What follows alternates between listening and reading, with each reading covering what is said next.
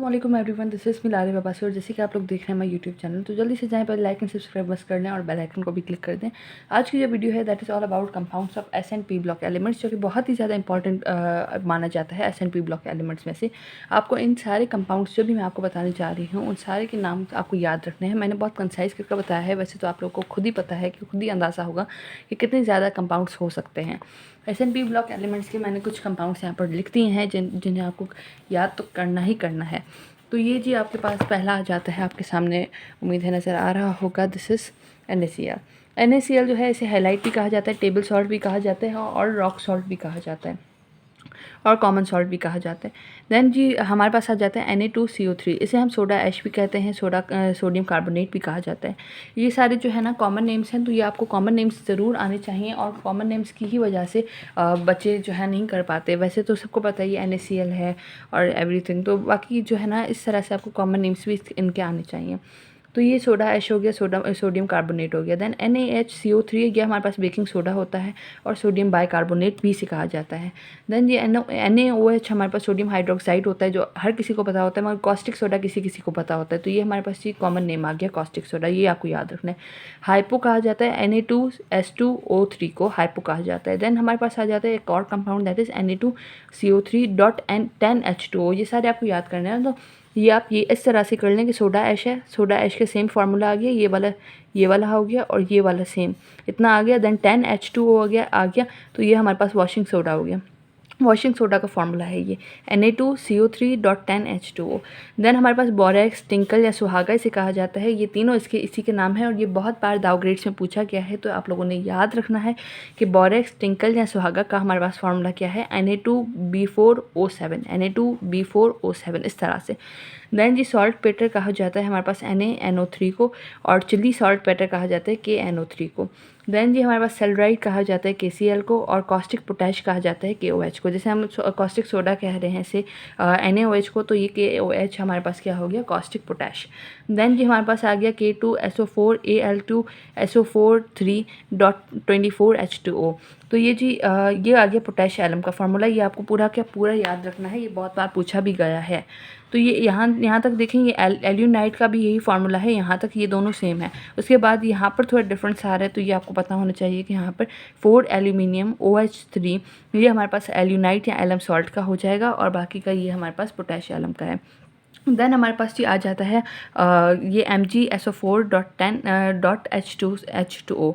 MgSO4.H2O ये हमारे पास कैसराइट का फार्मूला होता है। कैसराइट जो है वो भी एक कंपाउंड है।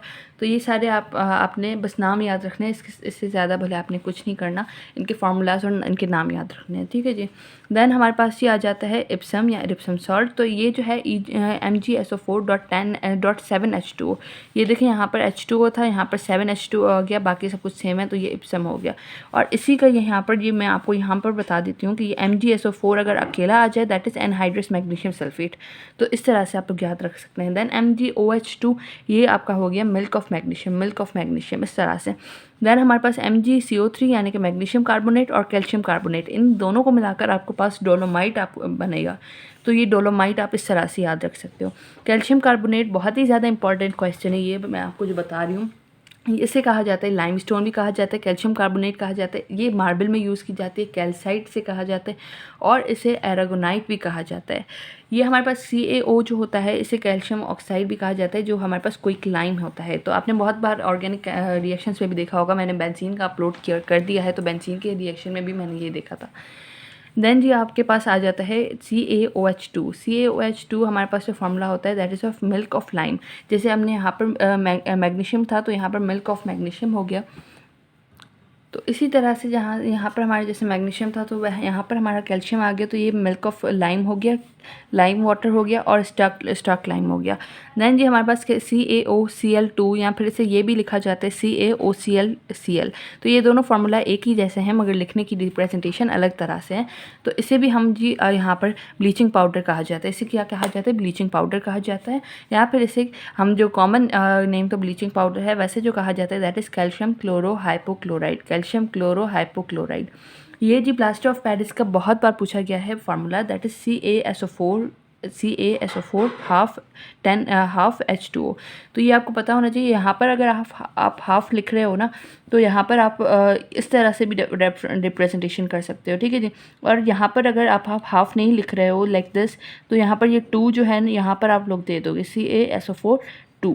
तो ये जो है ये दोनों इसकी रिप्रेजेंटेशन है प्लास्टर ऑफ पेरिस के। प्लास्टर ऑफ पेरिस को ही जब हम हीट करते हैं एट 100 डिग्री सेल्सियस, तो हमारे पास एक कंपाउंड बनता है that is known as gypsum. तो ये आपके पास सामने स्क्रीन पर शो हो रहा होगा, जिप्सम इसे कहा जाता है। ये जिप्सम का फार्मूला है CaSO4.2H2O। तो यहाँ पर हम अगर हाफ लिख लेते ना, हाफ 1/2H2O, तो ये हमारे पास प्लास्टर ऑफ पेरिस बन जाता है। और यहाँ पर हमने लिखा है 2H2O, तो ये जिप्सम बन गया। तो जी इसके बाद हमारे पास H2SO4 है, जिसे हम सल्फ्यूरिक एसिड भी कहते हैं और ऑयल ऑफ विट्रियोल भी कहा जाता है इसे।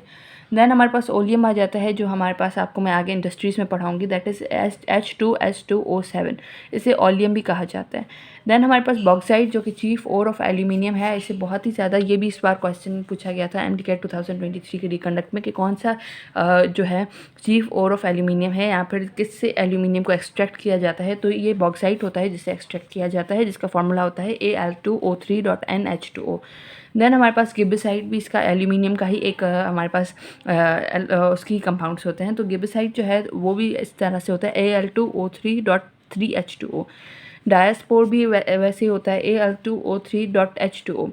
देन हमारे पास Al2O3 को कोरंडम भी कहा जाता है और जेम स्टोन्स भी कहा जाता है। HNO3 को हम नाइट्रिक एसिड कहते हैं, और ये भी बहुत ही ज़्यादा स्ट्रॉन्ग एसिड होता है। उसके बाद हमारे पास HNO3 + 3HCl जो होता है दैट इज़ एक्वा कहा जाता है, या रॉयल वाटर। ये एक इस तरह का वाटर होता है जो हमारे पास डिज़ोल्व कर देता है। इवन हमारे पास जो होते हैं, हमारे पास जो गोल्ड होता है वो किसी भी चीज़ में डिज़ोल्व नहीं होता, ओनली एंड ओनली सिर्फ एक्वा रीजिया में ये डिज़ोल्व होता है, और जिसे हम रॉयल वाटर भी कहा जाता है। तो इस तरह से ये यहाँ पर ख़त्म होता है ये कंपाउंड्स का सिलसिला। इसी तरह से मैं ये सारे चैप्टर आपको कंप्लीट करवाने लगी हूँ। इसकी अलग से प्लेलिस्ट में डाल दूँगी। ये आपके सामने है, आप इसका स्क्रीनशॉट निकाल सकते हैं। ये आपके सामने, ठीक है जी, ये भी आ गया। और लाइक एंड सब्सक्राइब मस्ट कर लें, बेल आइकन को भी क्लिक कर दीजिएगा। कोई और न्यू लेक्चर चाहिए हो किसी और टॉपिक पर, तो मुझे कमेंट सेक्शन में ज़रूर बता दीजिएगा। दैट्स इट, अल्लाह हाफ़िज़।